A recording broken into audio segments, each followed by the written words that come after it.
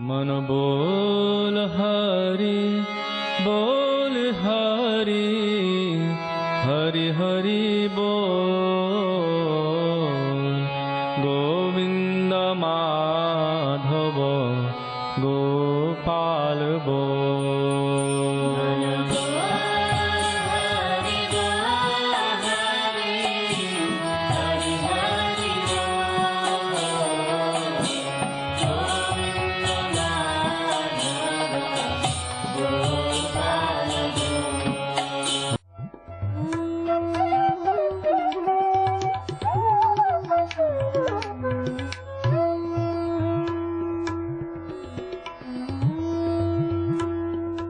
ओम विष्णुपाद अष्टोत्तर शत श्री श्रीमद् भक्ति वेदांत नारायण गोस्वामी महाराज जी का शुभ आविर्भाव सन 1921 में बिहार के बक्सर जिले में मौनी अमावस्या के दिन अर्धरात्रि में हुआ था। प्रारंभ से ही इनकी धर्म में रुचि थी। बचपन में ही उन्होंने गीता, रामायण आदि का अध्ययन किया था। संसार से अत्यंत तीव्र वैराग्य होने के कारण 25 वर्ष की आयु में ही वे गृहस्थ जीवन त्याग कर मठ में निवास करने लगे। सन 1946 में उन्होंने नित्य लीला प्रविष्ट ओम विष्णुपाद श्री श्रीमद् भक्ति प्रज्ञान केशव गोस्वामी महाराज जी से विधिवत दीक्षा प्राप्त की तथा सन 1954 में संन्यास ग्रहण किया। मथुरा में निवास करते हुए अपने गुरु की आज्ञा तथा कृपा से अनेक ग्रंथों का हिंदी भाषा में अनुवाद किया है। इनके प्रमुख ग्रंथ हैं श्रीमद् भगवद गीता, गीत गोविंद, जैव धर्म, वेणु गीत, भजन रहस्य, ब्रजमंडल परिक्रमा, श्री श्री वृहद भागवतामृतम। इन सभी ग्रंथों का English, Spanish, Dutch, French, German, Russian, Italian, Portuguese, Chinese आदि विश्व की अनेक भाषाओं में अनुवाद हो रहा है। लगभग पिछले 60 वर्षों से श्रील भक्ति वेदांत नारायण गोस्वामी जी महाराज ने भारत एवं विश्व के सभी प्रमुख देशों में शुद्ध भक्ति का प्रचार किया, अर्थात भक्ति योग की शिक्षा प्रदान की। श्रील गुरुदेव के भक्ति प्रचार कार्य से प्रोत्साहित होकर अमेरिका के ह्यूस्टन के मेयर द्वारा श्रीमान लीपी ब्राउन ने 31 मई सन 2003 को इन्हें ऑर्डिनरी सिटीजनशिप एवं गुडविल एम्बेसडर के सम्मान से विभूषित किया। सन 2003 में ध्वजाचार्य पीठ तथा विश्व धर्म संसद ने श्रील गुरुदेव को कृष्ण भक्ति, विश्व भर में सनातन धर्म के प्रचार प्रसार तथा ब्रजमंडल के संरक्षण एवं पुनरुद्धार हेतु अनेक अथक प्रयासों के लिए योगाचार्य की उपाधि से सम्मानित किया। इस प्रकार संपूर्ण विश्व में प्रेम धर्म का प्रचार प्रसार करते हुए श्रील भक्ति वेदांत नारायण गोस्वामी जी महाराज ने 29 दिसंबर 2010 को श्री जगन्नाथपुरी में अपनी भौम लीला को संवरण किया। वे अपनी दिव्य शिक्षाओं में और अपने निष्कपट आश्रित जनों के हृदय में सर्वदा विराजमान हैं। सबसे पहले मैं अपने गुरुदेव नित्य लीला प्रविष्ट ओम विष्णुपाद अष्टोत्तर शत परिवर्जकाचार्य श्री श्रीमद् भक्ति वेदांत नारायण गोस्वामी महाराज जी के चरणों में प्रणाम करता हूँ।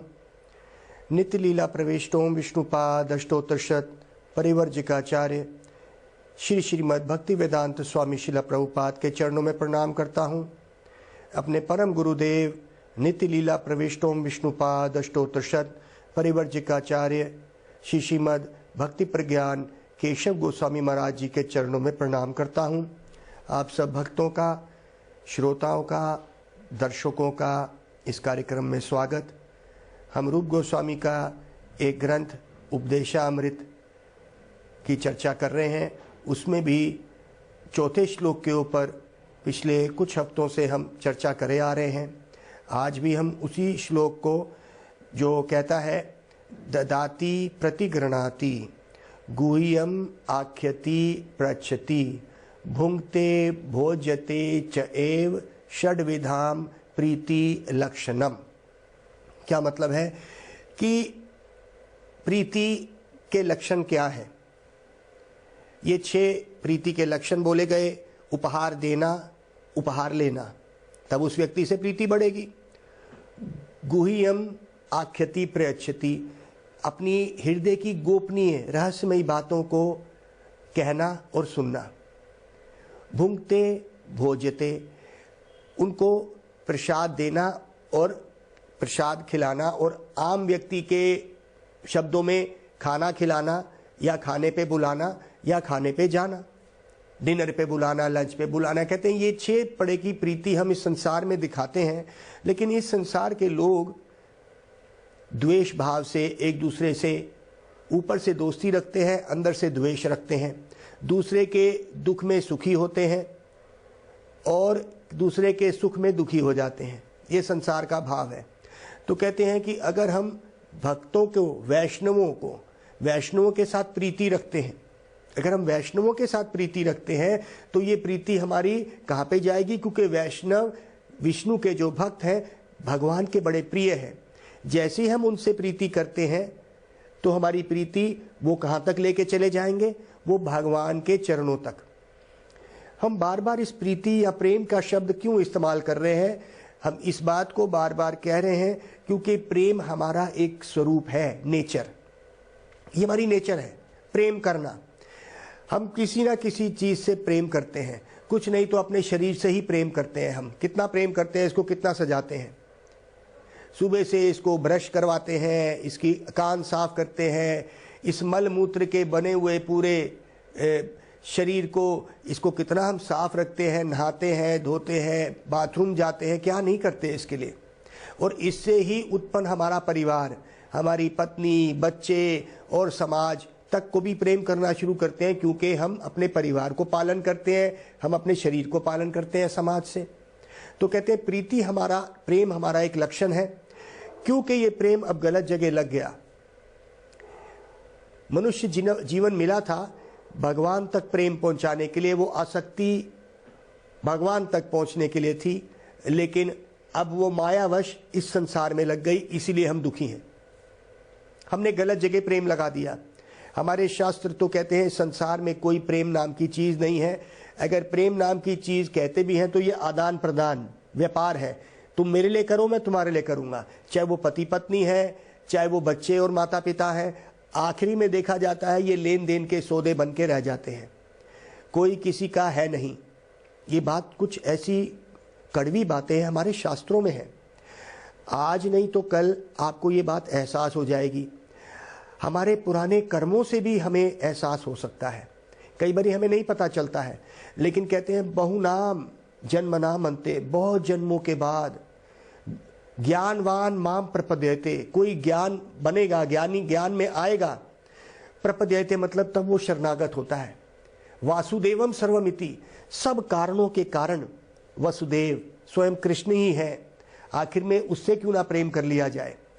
वो कौन है, कैसे रहता है, क्या करता है, ये हमें मिलता है किससे?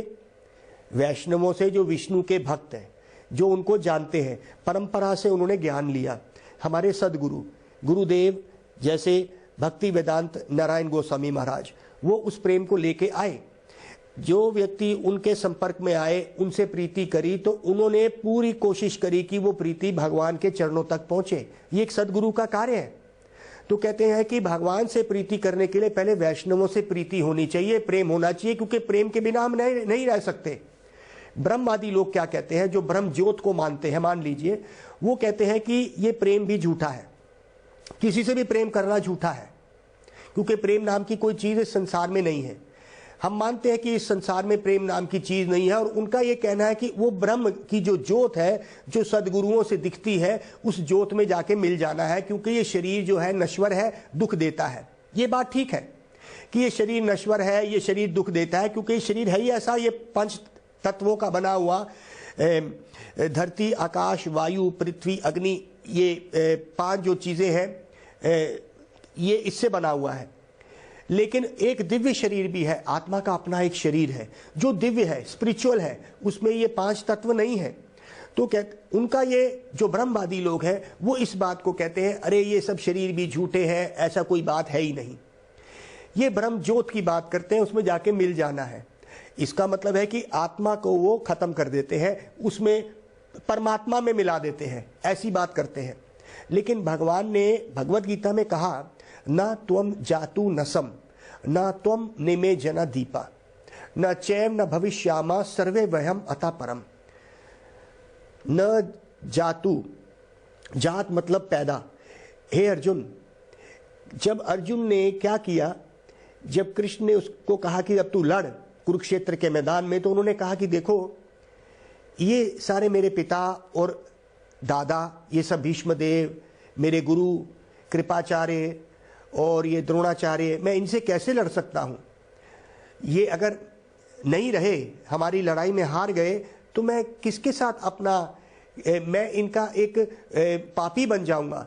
तो कृष्ण ने बोला, देख, कभी ऐसा नहीं था कि ये नहीं थे, कभी ऐसा नहीं था कि तू नहीं होगा। और फिर उन्होंने अपना विराट रूप दिखा दिया कि ये तो पहले ही मर चुके हैं समय के साथ। उन्होंने समय का बड़ा विराट रूप दिखाया, जिसमें उन्होंने दिखाया द्रोणाचार्य, कृपाचार्य और ये सब जा रहे हैं मृत्यु की तरफ। वो बहुत डर गया। तब कृष्ण ने कहा कि देख, तेरे को तो सिर्फ मैं एक निमित्त मात्र बना रहा हूं, मैं तेरे को एक जरिया बना रहा हूं, करने वाला तो मैं ही हूं।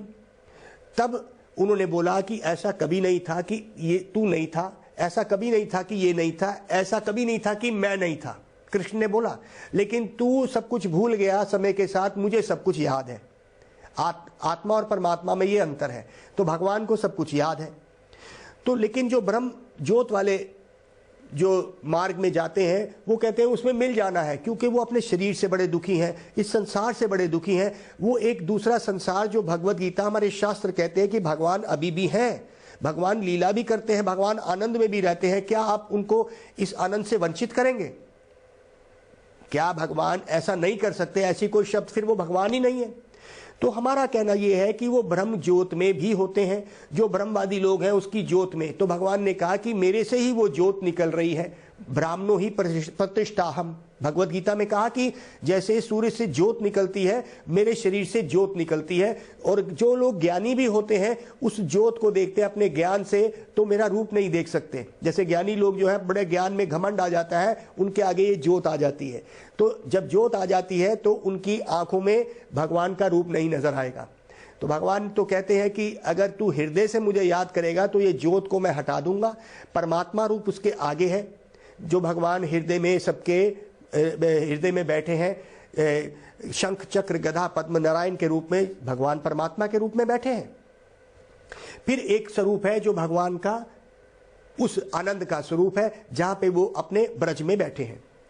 तो कहते हैं कि भाई देखो, प्रीति अर्थात प्रेम हमारा लक्षण है, और ब्रह्म ज्योत वाले प्रेम को भी खत्म कर देते हैं। आत्मा जब अजर अमर है तो उसके साथ उसकी प्रीति चलती है, प्रेम उसका स्वरूप है।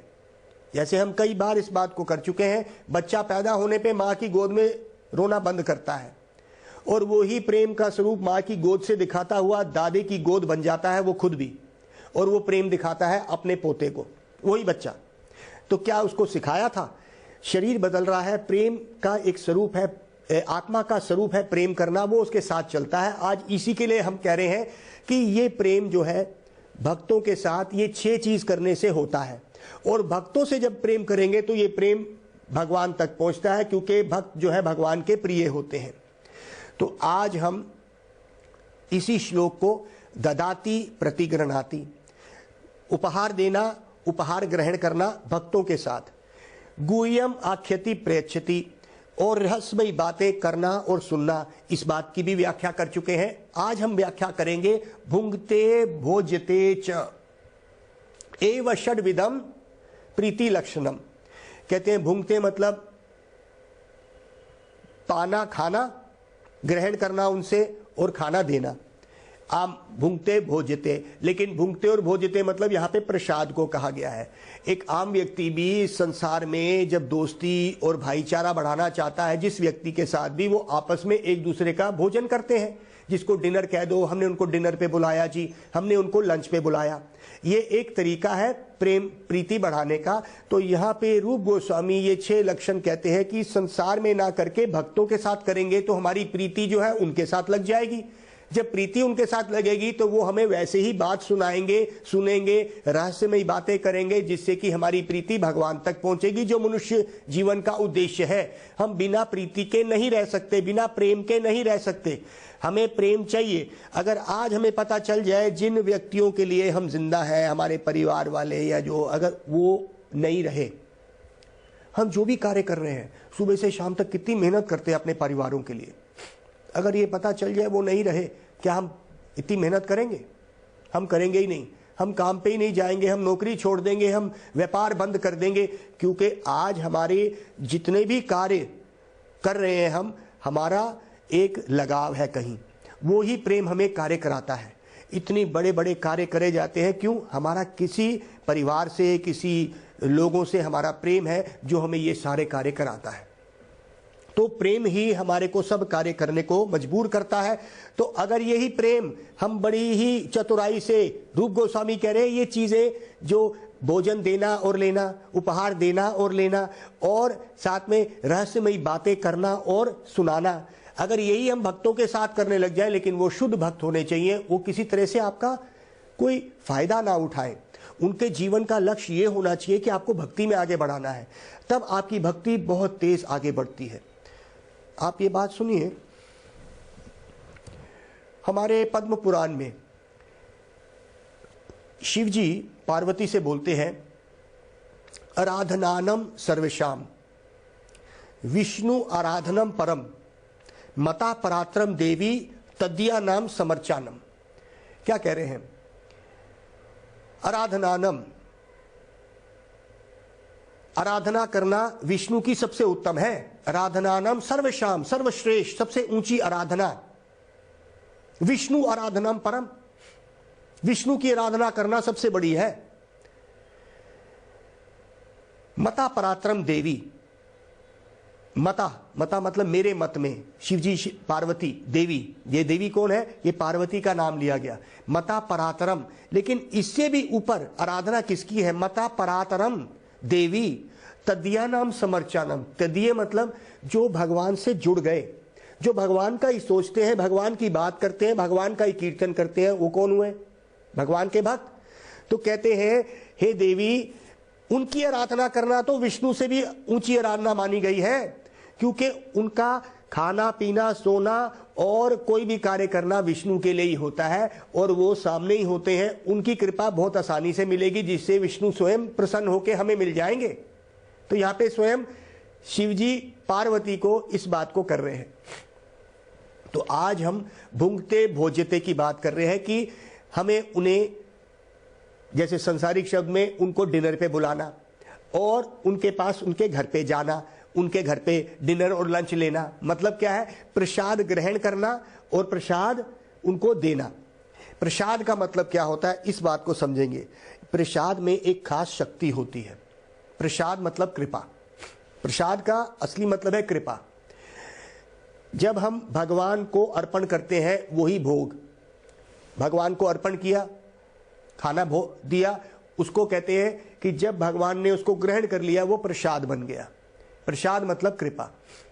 अब आप कहेंगे, आप अपनी ज्ञानी बुद्धि से कहेंगे, अरे प्रभु जी, एक बात आप बताओ, आपने 4 चपाती रखी, सब्जी रखी और कुछ मिठाई रखी, आपने भगवान को अर्पण कर दी। थोड़ी देर बाद आपने मंत्र करे, कीर्तन करे, और वही थाली आपने सामने ले आए, उसमें से कोई चीज तो हिली नहीं। तो भगवान ने भोजन कैसे कर लिया? आपकी बात मैं मानता हूं, ये सच बोल रहे हैं आप। लेकिन अगर प्रेमांजना क्षुरिता भक्ति विलोचनेना संत सदैव हृदयेषु विलोक्षयन्ति यम श्याम सुंदर अचिंत्य गुण स्वरूपम गोविंदमादि पुरुषम तमहम भजामि। मैं कह रहा हूं भाई, अपनी आंखों में प्रेम का काजल लगा लो। ये ब्रह्मा जी कह रहे हैं, तब सब कुछ दिखेगा। आपकी आंखों में अभी प्रेम नहीं है, इसलिए भगवान दिखने पे भी दिख नहीं रहे हैं। प्रेमांजनाक्षुरिता भक्ति विलोचनेना, भक्ति की आंखों का अंजन लगाओ। संत सदैव हृदयेषु, संत लोग अपने हृदय में इसका दर्शन कर रहे हैं। संत सदैव, सदा, हृदयेषु, अपने हृदय में, विलोक्षयन्ति, किसको दर्शन कर रहे हैं? यम श्याम सुंदर, उस श्याम सुंदर के अचिंत्य, जो चिंतन भी नहीं कर सकते गुण, उनके गुणों का चिंतन कर रहे हैं वो, जो आपके आंखों में भी और हृदय में है ही नहीं। तो प्रेम के अंजन लगाओ। ये प्रेम कैसे होगा? इसीलिए कह रहे हैं कि विष्णु के भक्तों के साथ, वैष्णवों के साथ प्रेम करो।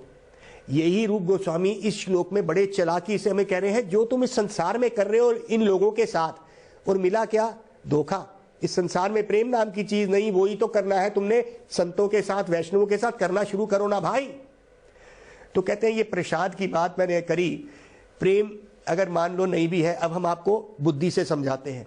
इतनी बुद्धि तो हमारे में है, तो हमने गुरु वैष्णवों की कृपा ली है। हम इस बात को कर सकते हैं कि अगर ये प्रेम की बात जो हमने भक्तों से करी, ये कैसे बढ़ेगा, तो कहते प्रसाद पाने से और देने से।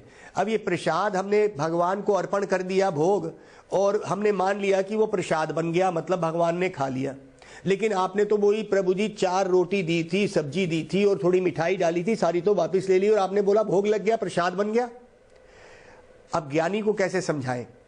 हमारे गुरु परंपरा में बड़े ही कृपालु गुरुवर हुए हैं, उन्होंने इस प्रसाद की बात करी। कहते हैं देखो भगवान पूर्ण है, पूरे हैं, उनमें कोई कमी नहीं है। हमारे में कमी है, हमें जब हम खाते हैं तो खाना कम हो जाता है। अब आप ज्ञानी की नज़र से सुनिए प्रसाद में क्या शक्ति होती है। हमने खाया, हमारा पेट भरा जब हमने पहली रोटी खाई। हमने जब दूसरी रोटी खाई, प्लेट में रोटी तो कम होती चली गई, हमारा पेट भरता रहा। सब्जी कम होती रही, हमारा पेट भरता रहा, सब्जी कम हो गई। तो भगवान ने कैसे खा लिया? तभी तो हम मानेंगे कि ये प्रसाद बन गया। कहते देखो भगवान पूर्ण है। हमारे ईशोपनिषद में क्या कहा है? ओम पूर्णमदः पूर्णमिदं पूर्णात् पूर्णमुदच्यते पूर्णस्य पूर्णमादाय पूर्णमेवावशिष्यते। कहते हैं भगवान पूर्ण है और भगवान से निकला हुआ ये जगत भी पूर्ण है, और ये जगत उससे निकला भी है तभी भी वो पूर्ण है। ये नहीं कि वो आधे हो गए। कहते हैं भगवान पूर्ण ही है, उनमें से ये पूरे के पूरे जगत भी निकले जा रहे हैं, वो फिर भी पूर्ण ही है। ये भगवान का डेफिनेशन दी उन्होंने ईशोपनिषद में। कहा कि उनसे जो निकली हुई चीजें हैं वो भी पूर्ण है। जैसे ये संसार भगवान से निकला, इसमें कोई भी चीज की कमी नहीं है, हमारे पास सब चीजें हैं, इसीलिए हमें कोई कमी नजर आती ही नहीं है, कोई कमी नहीं है। भगवान ने सब कुछ दिया है, पानी से लेकर सब कुछ इसको पूर्ण बना दिया। लेकिन इसका यह मतलब नहीं कि ये भगवान से निकली हुई जो जगत है भगवान में कमी आ गई। तो भगवान पूर्ण है। अब मान लो एक पानी की बाल्टी लेते हैं पूरी भरी हुई, उसको नल के नीचे लगा दो। नलके के नीचे जब आप लगा देते हैं, पानी खोल देते हैं, तो जितना पानी उसमें ऊपर नलके से आ रहा है उतना ही बाल्टी में से गिर रहा है ना। क्यों? क्योंकि बाल्टी तो पूरी है, बाल्टी पूरी भरी हुई है, इसीलिए जितना पानी आप डाल रहे हो उतना ही निकल रहा है। तो आप ये समझिए कि भगवान पूर्ण है। जब आपने उनके सामने थाल रखी, अपने प्रेम से उन्होंने ग्रहण कर ली पूरी, और पूरी वापस भी दे दी अपनी योग सिद्धि से। कैसे खाई? मैंने कहा जी उन्होंने अपने मुख से नहीं, आंख से खा ली। भगवान ने आंख से खा ली।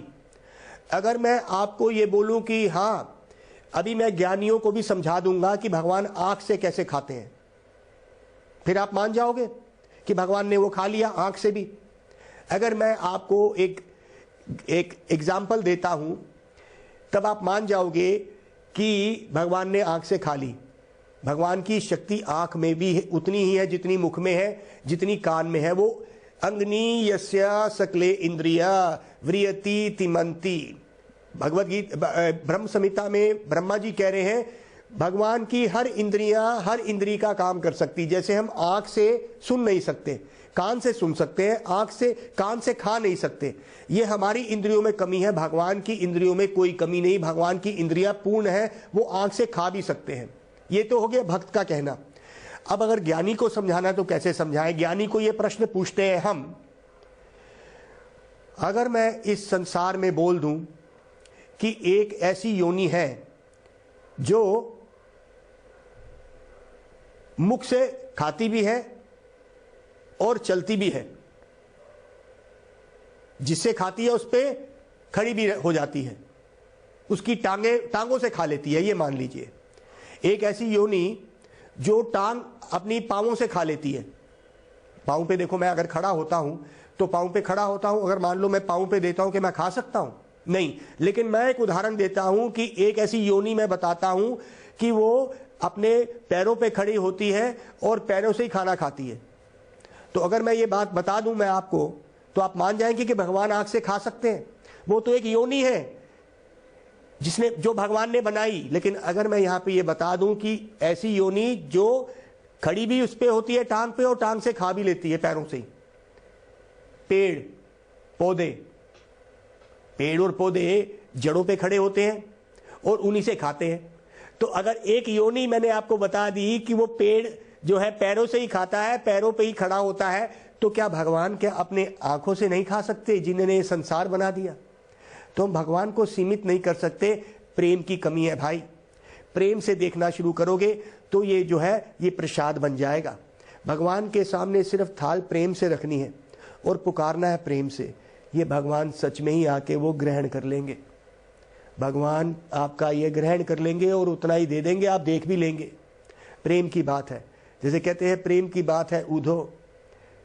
गोपियों ने कहा कि देख, ज्ञान से तू नहीं पहचान पाएगा कितना प्रेम हमको है। उद्धव गए थे वृंदावन में, ब्रज में गए थे देखने के लिए कि गोपियां इतनी तड़प क्यों रही हैं भगवान की याद में। वो तो ज्ञानी था, भगवान को अच्छी तरह जानता तो था, दोस्त था भगवान का उद्धव। लेकिन जब ये बात आई तो ये ज्ञान नहीं चला यहाँ पे। तो कहते हैं भाई मैंने आपको एक उदाहरण दिया पेड़ का, जो अपनी टांगों पे खड़ा होता है, वहीं से ही वो खाना खा लेता है। तो क्या भगवान अपनी आंखों से नहीं खा सकते? इसको कहते हैं प्रसाद। जब हम संतों के साथ बैठते हैं तो ये जो दो और वृत्तियां बताई हैं किसने? हमारे रूप गोस्वामी ने इस बात को करा। उन्होंने कहा भुंगते और भोज्यते। प्रसाद जो भोजन है, जिसको हम लंच और डिनर कह के अपने मेहमानों को बुलाते हैं, उसको प्रसाद बना दो ना, उसको भगवान को अर्पण कर दो। जो तुम्हारे संसारिक लोग हैं वो भी भक्त बनने शुरू हो जाएंगे, क्योंकि प्रसाद में एक ऐसा गुण है कि भगवान की कृपा पड़ी हुई है उस पर। भगवान ने उस पर कृपा डाली और क्या हुआ कि जब भगवान ने कृपा डाली अपनी आंखों की, वो हृदय बदल देगी। कहते हैं जैसा खाओगे अन्न वैसा बनेगा मन। आपका मन वैसा बनने लग जाएगा।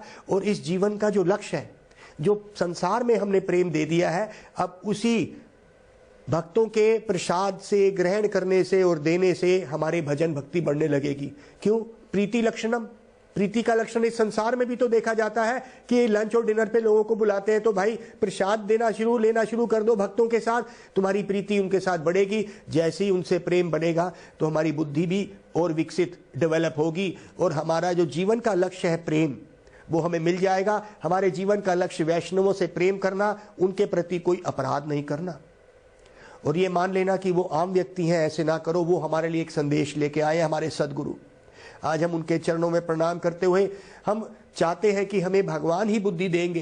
तेषाम सतत युक्ता नाम भजताम प्रीति पूर्वकम ददामी बुद्धि दद आमी। मैं ही बुद्धि दूंगा, कृष्ण ने कहा, तू सिर्फ मुझे प्रेम से भज। ददामी बुद्धि योगाम, मैं बुद्धि योग तेरे को दूंगा, इसलिए प्रेम से भज। हरे कृष्णा कृष्णा कृष्णा हरे हरे, हरे राम राम राम हरे हरे। गौर प्रेमानंदे हरि हरि बोल। मन बोल हरि बोल हरि, हरि हरि बोल। गोविंद माधव गोपाल बोल।